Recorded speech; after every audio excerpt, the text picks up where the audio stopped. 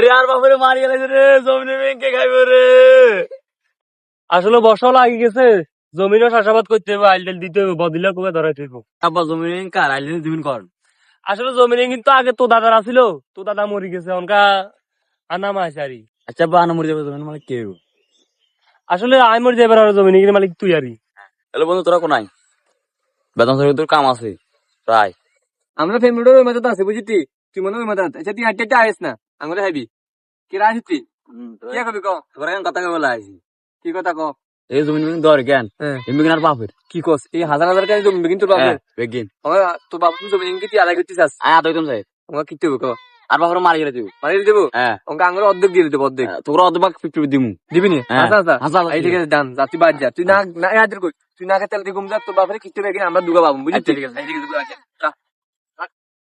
আরে আর বাপরে মারি গেলে রে, জমিনে ব্যাংকে খাইব রে। আরে বাপরে মারি লাগা তো কানি খাইব গে।